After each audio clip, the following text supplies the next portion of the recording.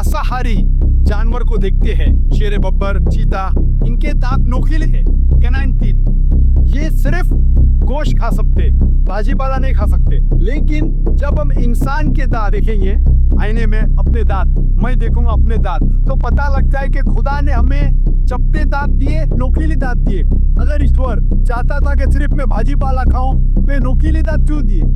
गोश्त खाने के लिए। तो ओके टरकाते ना, वो देखिए जितने हिंस्र पशु होते हैं ना मांसाहारी, उनके पास नुकीले दांत होते हैं, हमारे पास भी नुकीले दांत हैं, तो हम बकरा चबाएंगे, भैंसा चबाएंगे। अब फूहड़ जाहिल, क्या तर्क दे रहे हो? शेर नंगा भी घूमता है, नंगे का ही नहीं घूमते, कच्चा का को डाला? शेर को कभी चड्डी पहने देखा? ऐसे जितने घूम रहे सबसे पहले तुमका चड्डा फाड़ दो। ये समझ में जीना है भाई, तुम इंसान हो। शेर वगैरह का तारण देना बंद करो, ये फूटी लगती है।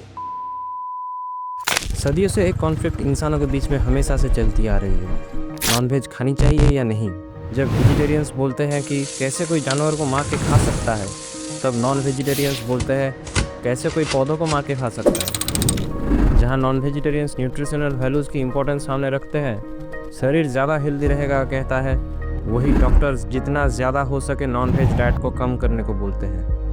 क्योंकि कोलेस्टेरॉल, फैटी लिवर, डायबिटीज़ से लेके बहुत तरह की कैंसरों का मीट ईटिंग को ही प्राइमरी कारण देखा गया है। इंडिया जहां खुद को एक अहिंसा का देश मानता है और वेजिटेरियन कंट्री कहने में बहुत प्राउड फील करता है, वहीं पे India third largest beef, fish और एग एक्सपोर्टर और प्रोड्यूसर है और लार्जेस्ट मिल्क प्रोड्यूसर है ग्लोबली। मज़े की बात तो ये है कि इंडिया में 80% से ज़्यादा लोग नॉन वेजिटेरियंस ही हैं। आप पूछेंगे कि खाना तो हर किसी का खुद का अपना चॉइस है, कोई भी कुछ भी खा सकता है, इससे किसी और को प्रॉब्लम नहीं होनी चाहिए, राइट? रॉन्ग।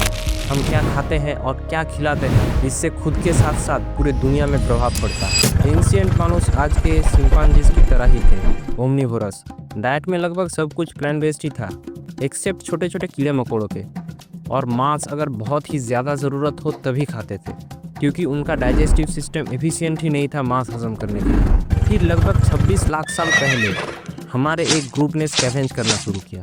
अपने साइज से बड़े बड़े जानवर जो मर जाते थे या कोई दूसरा जानवर से मारे जाते थे, उनको गिद्ध और हाइने की तरह हम खाते थे। वहीं से हमें बोन मैरो मिला, क्योंकि 95% उन मरे हुए जानवर के हड्डियों को कार्निवोर्स नहीं खाते थे। हमारे ब्रेन का बड़े होने का one of the main reason इस बोन मैरो को ही माना जाता है, और यही से हमारा मांसाहार भी शुरू हुआ। 5 लाख साल पहले ही इंसानों ने भाला के जैसे हंटिंग टूल्स को इन्वेंट किया, और बस 71,000 साल पहले ही कॉम्प्लेक्स प्रोजेक्टाइल वेपन्स बनाए, जो बनाया तो गया था खुद के सुरक्षा के लिए, लेकिन इंसान कहाँ रुकने वाले। हम लोगों को बस अपने स्वाद का सुख भोगने से मतलब है, चाहे इसके लिए कोई और प्राणी को पाल पोस के बड़ा करके मार के ही क्यों ना खाना पड़े।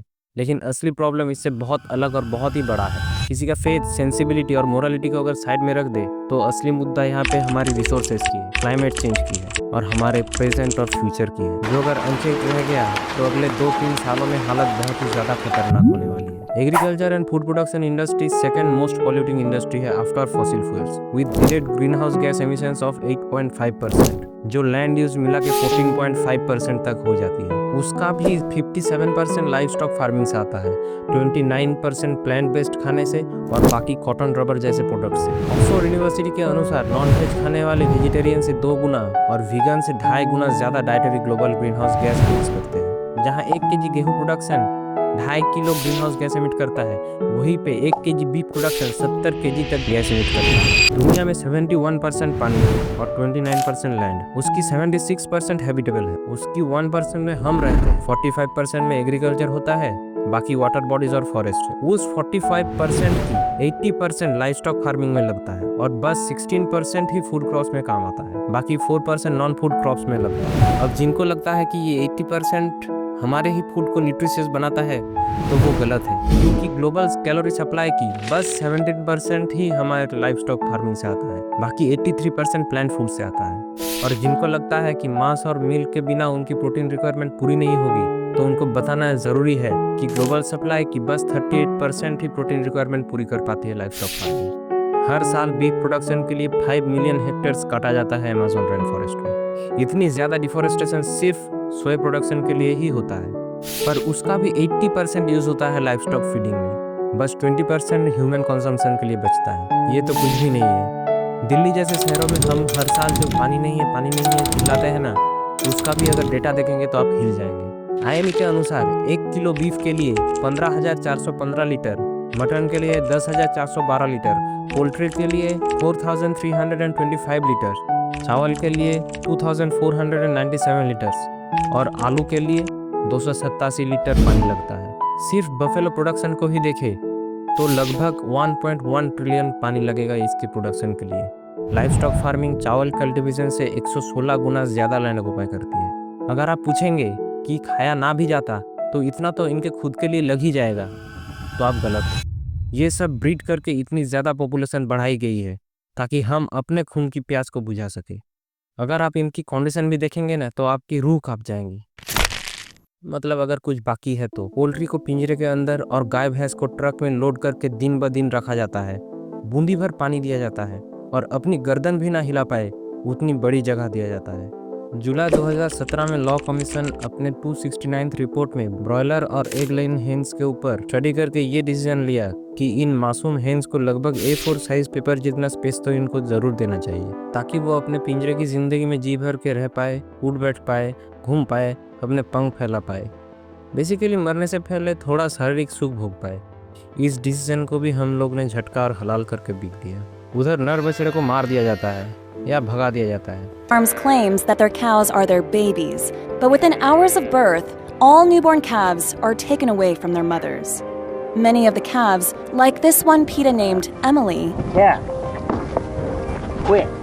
are then force-fed milk from other cows. Their own mother's milk will be turned into Daisy cottage cheese and sour cream. अगर माँ दूध देना बंद कर दे तो बछड़े की मांस को बेचकर उसी चमड़ी के अंदर भूसा भर के मादा के पास रखा जाता है ताकि वो दूध दे। मिल्क प्रोडक्शन की बात करें तो गायों को आर्टिफिशियली और फोर्सफुली दूध देने के लिए इम्प्रेग्नेट किया जाता है। बच्चा होने के बाद 1 दिन के अंदर बछड़े को माँ से अलग कर दिया जाता है और दोनों हफ्तों तक एक दूसरे को पुकारते रहते हैं। जहाँ नर बछड़ों को बीफिंग के लिए रखा जाता है और बछड़ियों को उनके माँ जैसे ही बनाया दिया जाता है। इतना ज़्यादा ड्रग्स यूज़ किया जाता है कि आज एक गाय 1950s के कंपैरिजन में 4 गुना ज़्यादा दूध देती है। इसलिए बहुत लोग गायों को माँ कहना पसंद नहीं करते हैं क्योंकि उनमें हिम्मत ही नहीं है कंपैरिजन करने का, और जो लोग करते हैं वो शायद सौतेली समझते हो। मेल काउस की अगर भूल जाए तो ही अच्छा है, वो तो बस चंद महीनों के मेहमान होते हैं और बेचे जाने से पहले उनको इतना ज़्यादा खिलाया जाता है और दवाई दिया जाता है कि उनको न्यूमोनिया, एनीमिया और डायरिया जैसे इलनेस लगी ही रहती है।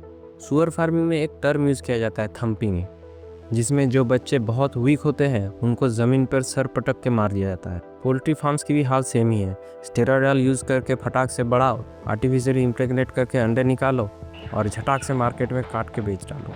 इधर मेल चिकन क्योंकि साइज़ में उतनी बड़ी नहीं हो जितना मार्केट का डिमांड है और अंडे तो लड़के देते नहीं है, तो उस बच्चों को निकलते ही मार दिया जाता है, ज़मीन में जिंदा गाड़ दिया जाता है या फिर जिंदा जला दिया जाता है, फिर बैरल्स में भर दिया जाता है। जो बच जाता भी है तो वो उस बैरल्स में लाशों के साथ दम घुट के मर जाता है। लेकिन एथिक्स की किसको पड़ी है? धर्म के नाम पे हम बस लड़ाई करके मारना ही सीखे हैं, बचाना नहीं सीखे हैं। इंडियन कानून के वेबसाइट के हिसाब से बस 1227 इलीगल पोल्ट्री फार्म्स के ऊपर केस है और सिर्फ 30,000 ही इलीगल स्लॉटर हाउस है। फिशिंग की तो बात ही छोड़ दीजिए, मछली को तो हम काउंट भी नहीं करते एज ए वो तो वजन किया जाता है। समुद्रिक फिशिंग की अगर बात करें तो आँख फटी की फटी रह जाएगी। बड़े बड़े हज़ारों शिप्स, एक फुटबॉल फील्ड जितना बड़ा, साल के 6 से 10 महीना समुंदर में मछली पकड़ते रहती है। छोटे छोटे क्लाउन फिश से लेके डॉल्फिन, व्हेल्स और टर्टल्स, वो भी मिलियंस में पकड़े जाते हैं। उनमें से आधा या फिर उससे भी कम मार्केट में आता है हमारे डिनर प्लेट्स को सजाने के लिए और कुएं जैसी पेट को भरने के लिए। ओशन की शायद ही हम 10% एक्सप्लोर कर पाए हैं, लेकिन उसकी 41% को हमने इंडेंजर्ड बना दिया है। वहाँ भी हम बाइकेज बोल के सरक जाते हैं। ये तो गया एक ब्रीफ ओवरव्यू कैसे नॉनवेज कंजम्पशन कितना मिसयूज करता है हमारे रिसोर्सेज को। लेकिन नॉनवेज सिर्फ इन्वायरमेंट को ही नहीं, हमारे मेंटल कंडीशन को भी डिटेरियरेट करता है। 2010 की एक स्टडी में देखा गया है कि जो लोग मांस खाते हैं उनमें जानवरों के प्रति लेस मोरल कॉन्सर्न्स है और ये भी मानते हैं कि उन जानवरों के पास सफरिंग एक्सपीरियंस करने का कैपेसिटी कम है। 2016 की एक रिव्यू ने तो इस मीट कंजम्पशन और सेक्सुअल ऑब्जेक्टिफिकेशन ऑफ पीपल के बीच में एक एनालॉजी ड्रॉ किया और बताया कि मीट प्रोड्यूसिंग एनिमल्स के साथ और जिस इंसान को सेक्सुअली ऑब्जेक्टिफाई किया जाता है, दोनों को रिसोर्सेस ऑफ एक्सप्लॉयटेशन की तरह ही देखा जाता है और उनके ह्यूमननेस और मोरल इंपॉर्टेंस को घटा दिया जाता है। उसी साल की एक नॉर्वेजियन स्टडी ने यह दिखाया कि जो कंपनीज मीट सेलर्स है वो स्लॉटर वर्ड का यूज़ ना करके प्रोडक्शन या हार्वेस्टिंग जैसे वर्ड्स को यूज़ करते हैं। Processing is the term used to describe turning living animals into meat. और तो और अपने एड्स में ये फार्म्ड एनिमल्स को हमेशा हैप्पी और खुद को कटवा के खिलाने वाला स्वेच्छा से भी पशु दिखाते हैं। In history, we are asking cows, what do you want? Revenge. Just kidding. History defines everything. Studies में देखा गया है जो लोग ऐसे कसाईखाना या फिर स्लॉटर हाउसेस में काम करते हैं उनमें depression, social anxiety, anger issues और डिसेंसिटाइजेशन टुवर्ड्स क्रुएल्टी जैसे मेंटल प्रॉब्लम्स दिखाई देते हैं जो उन्हें और भी खतरनाक बना देती है। और ये तो बस प्रोडक्शन के दौरान एक्सप्लॉयटेशन है। जब प्रोसेसिंग की बात आती है तो बहुत ही कम एक्यूरेट डाटा है इसके ऊपर। फिर भी रिसर्च के अनुसार 2030 तक एंटीबायोटिक यूज 82% तक बढ़ जाएगी लाइवस्टॉक फार्मिंग में। और इस एंटीबायोटिक का डेंजर जानना है तो वीडियो का लिंक डिस्क्रिप्शन बॉक्स या कमेंट में मिल जाएंगे। इन्हीं जानवरों को फार्मर्स और लेबर्स कोई प्रिकॉशन ना लेके ऑपरेट करते हैं। रेजिस्टेंट बैक्टीरियाज हवा से इनहेल होते हैं, जो एक्सक्रीट किया जाता है वो पानी से नदी से होकर घर पहुंचता है और मार्केट में वही बेचार खरीदा भी जा रहा है। सिर्फ यही नहीं, द ट्रिब्यून के रिपोर्ट के अनुसार पंजाब के जीराकपुर इलाका का गवर्नमेंट मिडिल स्कूल के स्टूडेंट्स पोल्ट्री की स्मेल, पेस्टिसाइड्स की बदबू और उनमें भिन भिन आती हुई मक्खियों के कारण ना पढ़ाई कर पा रहे थे और ना ही मिड डे मील खा पा रहे थे।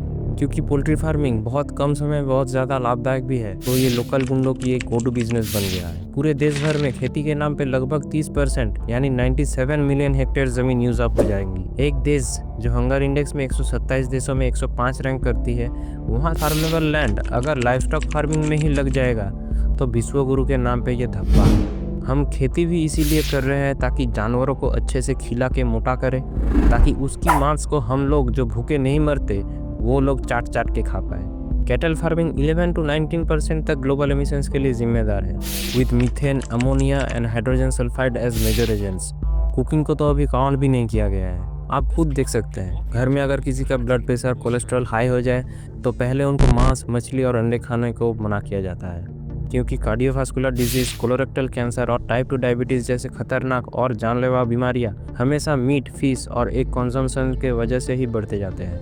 और मटन, बीफ जैसे रेड मीट्स यूरिनल बैक्टीरियाज में म्यूटाजेनिसिटी यानी परमानेंट जेनेटिक म्यूटेशन करते हैं। तो पक्षियों को मार के खाने में जो सुख है वो मिलनी चाहिए बस। सिर्फ सावन के महीने में ही हम लोग वेजिटेरियनिज्म पालन करते हैं। आम भारतीय दोगले इसलिए है क्योंकि वो प्राचीन प्रेस्टीज को ध्यान में रख के एक स्पेसिफिक प्राणी को तो बचा लेता है, लेकिन जहाँ पे दूसरी प्राणी जिसको वो खुद खाता है या खिलाता है उसकी भक्षण को रोकने की ज़रूरत को कभी अपने जुबान पे भी नहीं लाएगा। लेकिन ख्याल तो हमें खुद की रखनी पड़ेगी। धीरे धीरे हम जितना ज़्यादा हो सके उतना ज़्यादा सस्टेनेबल फूड सोर्सेज की तरफ चल सकते हैं। प्लांट बेस्ड फूड और लोकल फार्म से डेयरी प्रोडक्ट्स की कंजम्पशन की कोशिश कर सकते हैं। हम लैब ग्रोन मीट ऑल्टरनेटिव्स की तरफ भी जा सकते हैं। आपकी प्लेट आपकी प्लेनेट की फ्यूचर है। जितना हो सके अपने फूड के बारे में इन्फॉर्म्ड रहिए, ज़्यादा से ज़्यादा सस्टेनेबल फूड प्रैक्टिस और पॉलिसी की तरफ चलिए और लोगों को भी जागरूक कीजिए। Every day you have to eat, just like the other 7.2 billion people on the planet. By 2050, at least 2 billion more people will join you. Will you be able to continue eating the same way?